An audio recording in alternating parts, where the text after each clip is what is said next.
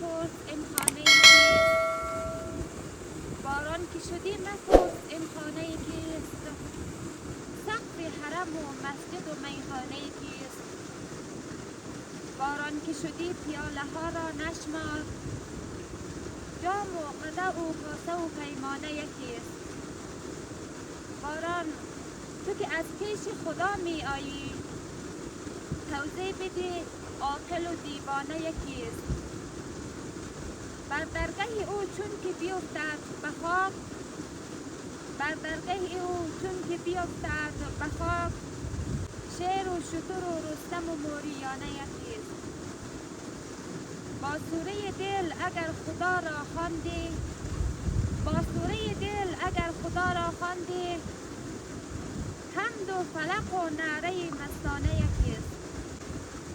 عزیز این روز در جاغوری هوا بارانیه و در منطقه از مو هم خواست باران بریده که مو میخواهی از این قریه و از این هوای بارانی بلکه شما ویدیو بگیرید. امیدوارم که آخر ویدیو قد از مو باشید و مو را حمایت کنید.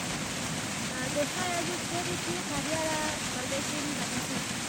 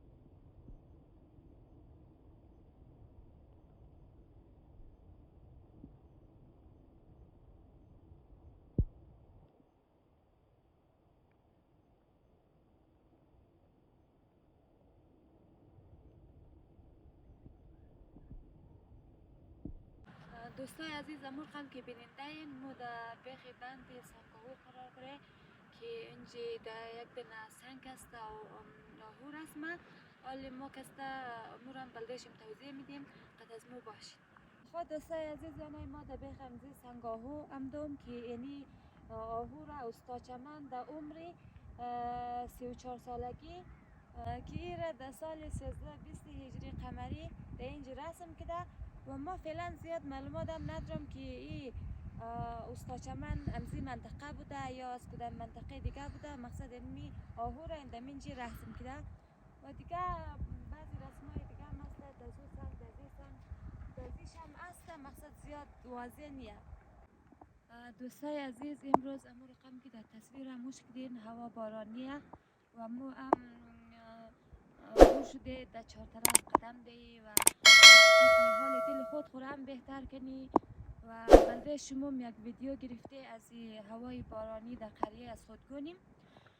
دوستای عزیز امیدوارم که چینل از ما را لایک کنید، سابسکرایب کنید و ما را از حمایت خود بهره‌مند کنید.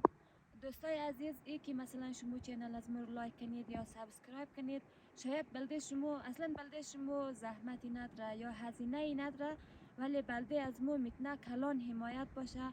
امیدوارم که ما را از حمایت خود بهره‌مند کنین. دوستای عزیز ای بود ویدیوی امروزی از ما که بلده شما تقدیم کردی. تا یک ویدیوی بعد شما را به الله پاک میسپارم. خدا نگهدار همه تان باشه.